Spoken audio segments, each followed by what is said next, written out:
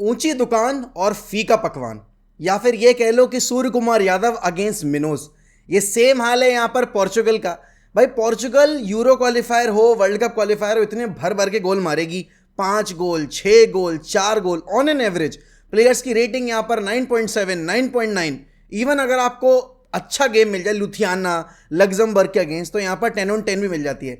लेकिन जब main event की बारी आती है तो इनकी कच्ची गीली हो जाती है।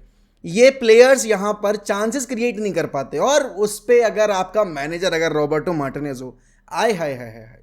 फ्रांस ने यहाँ डिसअपॉइंट किया, लेकिन फ्रांस की अगर फुटबॉल देखी जाए तो इंग्लैंड और पोर्चुगल कंपैरिजन में बहुत बहुत बेटर थी। लेकिन यहाँ पर जिस तरह की फुटबॉल इंग्लैंड और पोर्चुगल खेल कर आई है ना पहले राउंड ऑफ फिक्चर्स में, भाई गला घोट के आत्महत्या करने का मन कर रहा था कल मैच देखते टाइम, लिटरली।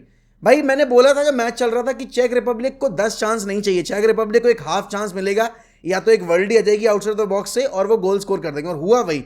पोर्चुगल का अगर आप पहला गोल देखोगे, it was not down to their brilliance, it was down to a basic error made by the goalkeeper. और सेकंड गोल पर भी अगर पेड्रो नेटो का, पहली बात तो वहां पर जो पेस था उससे आपने डिसीव किया उनके डिफेंस को चेक रिपब्लिक के, लेकिन वहां पर डिफेंडर की गलती थी। भाई वो पता नहीं क्या कर रहा, दोनों घुटनों पे बैठ गया वो जमीन पे, जो भी करने की कोशिश थी, बट कौन से काओ ने यहाँ पर बेहतरीन फिनिश की। शुरू करूंगा मैं सबसे पहले तो कल जो हमने देखा है लाइनअप। भाई आप कैसे नूनो मेंडेस, जाओ कैंसेलो, डिएगो डेलो तीनों को एक साथ स्टार्ट कर सकते हो? इसके पीछे का लॉजिक कहाँ है? जाओ कैंसेलो आपका मिडफील्ड में ही ऑलमोस्ट खेल रहा था, लेकिन आपने यहाँ पर नूनो मेंडेस की फ्रीडम छीन ली कि भाई वो आगे जाए, वो अपने आप को इन्वॉल्व करे, आपके राफेल लियाओ के साथ ओवरलैपिंग रन्स बनाए, अंडर कटिंग रन्स बनाए, और ऐसा करने से थोड़े बहुत क्रॉसेस वगैरह डिलीवर हो। लेकिन कल जो हमने परफॉर्मेंस देखी है ना भाई पोर्चुगल के एंड से, पोर्चुगल शुड थैंक एक्चुअली चेक रिपब्लिक का डिफेंस कि उन्होंने 2 एरर करके वहां पर उनको गोल दे दिए। आपने यहाँ पर बर्नार्डो सिल्वा को स्टार्ट दे रखा है, आपने जाओ कैंसेलो को स्टार्ट दे रखा है। भाई एक्सेप्ट फॉर रूबिन डियास अगर मैं बात करूं ना, पोर्चुगल की टीम में सिटी के ये 2 प्लेयर खेलते ना, ये कुछ नहीं करते, कुछ भी नहीं करते। एक नेशन लीग की परफॉर्मेंस की बदौलत यहां पर अब तक बर्नार्डो सिल्वा पोर्चुगल की स्टार्टिंग 11 में बने हुए हैं।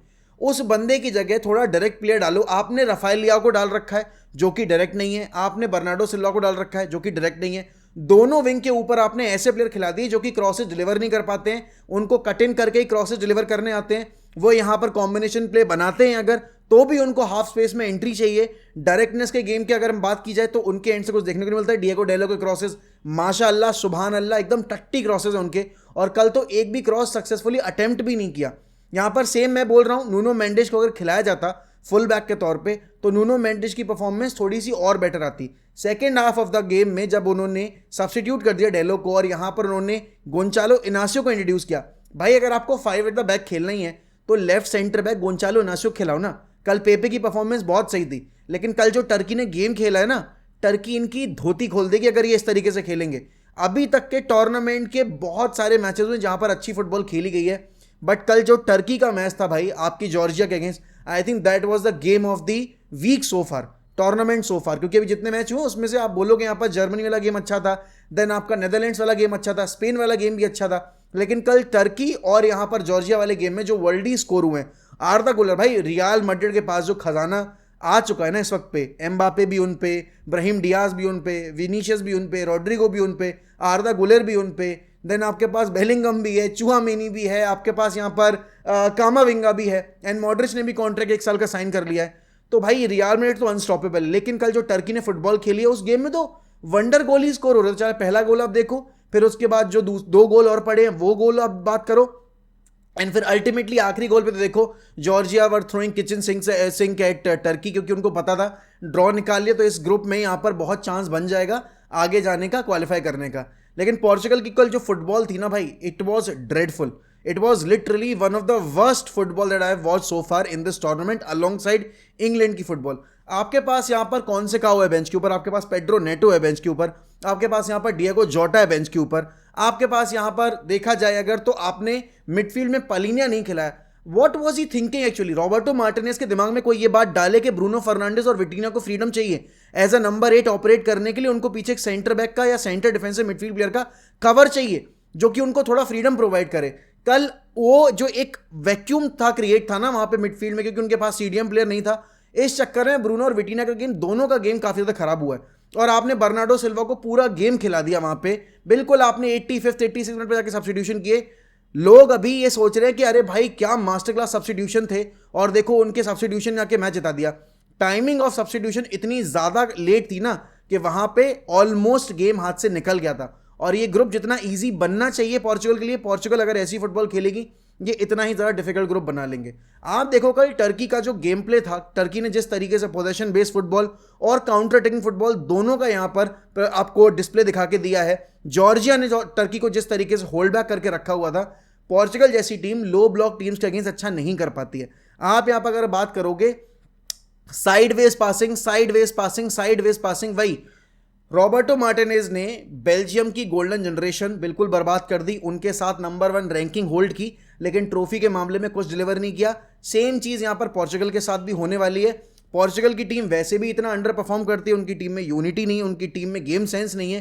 प्लेयर्स आप देखोगे यहाँ पर ब्रूनो फर्नांडिस को लोग बुली कर रहे हैं, ब्रूनो फर्नांडिस को लोग गाली दे रहे हैं। क्यों? क्योंकि सबको पता है, बिकॉज वो रोता है, वो ये करता है, वो करता है। गेम के जो 3 चांस बने हैं ना बड़े, वो तीनों के तीनों चांस आपके फर्स्ट हाफ के ब्रूनो फर्नांडिस नहीं बनाए थे। यहां पर अगर ब्रूनो के पीछे थोड़ी सी एक आप डिफेंसिव कवर दे दोगे पालिनिया की, तो आपको थोड़ा और बेटर परफॉर्मेंस विटिनो और ब्रूनो के एंड से देखने को मिलेगी। या तो आप राफेल लियाओ को बेंच करो या आप बर्नार्डो सिल्वा को बेंच करो। दोनों लोग नहीं खेल सकते भाई एक साथ, क्योंकि रोनाल्डो को सर्विस नहीं मिलेगी। यहां पर जब आपने कॉन्सेकाओ को डाला है, जब आपने पेड्रो नेटो को डाला है, तब जाके डायरेक्टनेस आई है गेम में, तब आपकी बॉल फीड होनी शुरू हुई है। और सोचो दूसरे ही मूव में यहां पर गोल निकल के चला आया। तो ये चीज भाई रॉबर्टो मार्टिनेज को समझनी पड़ेगी। ये टीम आपकी बेल्जियम नहीं जहां पर आप इन्वर्टेड फुल बैक्स को खिलाए जा रहे हो, जहां पर आपके पास हजार्ड एक विंग के ऊपर, दूसरे विंग के ऊपर आपने यहां पर डाल रखा है डेरेस मर्टेंस, या फिर आपने करास्को को खिला दिया, या फिर आपने यहां पर मुनियर को यूज कर लिया एज अ विंग बैक के तौर पर, क्योंकि वो टीम खेल सकती थी ऐसे। उनके पास सेंटर बैक भी काफी टॉल थे और काफी बुलिश थे। लेकिन इस टीम में अगर आप नूनो मेंडेस को लेफ्ट सेंटर बैक खिला रहे हो, कैंसेलो, डिएगो डेलो, नूनो मेंडेस तीनों एक साथ स्टार्ट कर रहे हैं, और बिना किसी सेंट्रल डिफेंसिव मिडफील्ड प्लेयर के आप चाहते हो कि ये टूर्नामेंट जीत जाओ। ये पोर्चुगल का जो डिस्प्ले रहा है ना परफॉर्मेंस का, अगर पोर्चुगल इस तरीके से खेलेगी, यहां पर Portugal might get eliminated in the round of 16 as well. और अगर ग्रुप में टर्की ने इनको अपसेट कर दिया तो ये ग्रुप स्टेज से भी बाहर हो सकते हैं। इतनी हैवी स्टैग्ड आपकी मिडफील्ड है, इतनी हैवी स्टैग्ड आपका फ्रंट लाइन है, लेकिन आप अगर खिला रहे हो वही घिसे पिटे प्लेयर्स को जो आपके लिए अंडर परफॉर्म कर रहे हैं या फिर बड़े स्टेज पर क्रम्बल कर जाते हैं, then that is down to the mentality of the manager and that is down to the mentality of the players as well. और देखो आज यहां पर जर्मनी का मैच है, जर्मनी ने अपना पहला मैच बड़ा कंफर्टेबली जीता था स्कॉटलैंड के अगेंस्ट। आज वाले मैच में भी हंगरी के अगेंस्ट, देखो हंगरी ऑलरेडी अपना एक गेम हार के आ रही है, तो यहां पर हंगरी ऑलरेडी अंडर प्रेशर है। बट डेफिनेटली यहां पर आप बात करो कि जर्मन नेशनल टीम को सबसे इंपॉर्टेंट चीज जो है, नागल्समैन को अपना स्टार्टिंग 11 पता है। आप जितनी भी टीम देखोगे, मैं वापस से रिपीट करूंगा, जितनी भी टीम इस टूर्नामेंट में देख रहे हो जो अच्छा फुटबॉल खेल रही हैं, सबने अपनी स्टार्टिंग 11 टूर्नामेंट से 2 महीने पहले सॉर्ट आउट कर ली थी। पोर्चुगल की टीम ने यहां पर अपना जो प्लेइंग 11 है वो अभी तक सॉर्ट आउट किया ही नहीं है। उनको नहीं पता उनका सेंटर बैक पैर कौन होगा, उनको नहीं पता उनके फुल बैक कौन होंगे, उनको नहीं पता उनका मिडफील्ड कॉम्बिनेशन क्या होगा, उनको नहीं पता उनके विंगर्स कौन होंगे।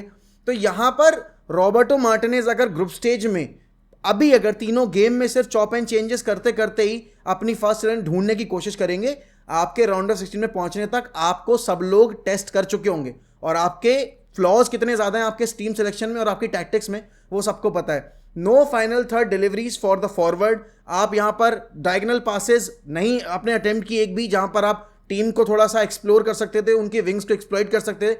आपका अगर काउंटर अटैक की भी बात की जाए तो यहां पर बहुत स्लो था।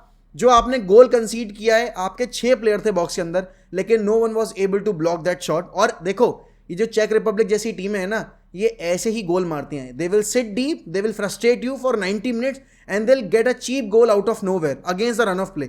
और शुक्र हो वहां पे एक चेक रिपब्लिक के गोलकीपर का कि उसने एरर किया, जिससे कि वो पहला ओन गोल आ गया। वरना देखो डिएगो जोटा ने जो गोल स्कोर किया था वो ऑफ साइड था, बट डिएगो जोटा के आने के बाद से थोड़ी सी इंटेंसिटी आई थी पोर्चुगल के गेम में।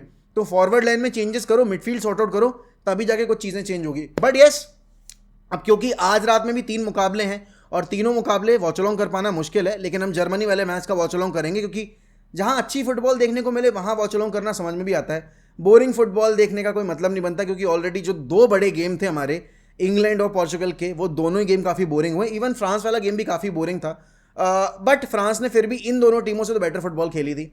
बट देखते हैं क्या होता है क्या नहीं होता है। आपके हिसाब से पोर्चुगल का जो कल परफॉर्मेंस रहा है उसके बाद पोर्चुगल कहां तक जा सकती है, और आप इस स्टार्टिंग 11 में क्या क्या चेंजेस देखना चाहते हो। बट प्लीज कोई मुझे बताओ कि जाओ कैंसेलो और आपके बर्नार्डो सिल्वा क्या करते हैं, और ये कैसे इतना अच्छा फुटबॉल खेलते हैं क्लब में, पेप के सिस्टम में, और जब लोग इनको बोलते हैं कि ये सिस्टम प्लेयर है तो क्यों यहां पर लोगों की सुलगती है। रियलिटी वही है, आप देख लो परफॉर्मेंस इन दोनों की, आपको नेशनल टीम में समझ में जाए कि कितना जमीन और आसमान का फर्क है। और इसमें कोई शर्म वाली बात नहीं कि आपके प्लेयर एक सर्टेन सिस्टम में ही खेल सकते हैं, जो रियलिटी है, जो दिखता है मैच डेज पर। बट देन अगेन पोर्चुगल अगर इन प्लेयर्स साथ कैरी करना चाहती है, यही स्टार्टिंग 11 होगी, Portugal are not going to win shit with these players.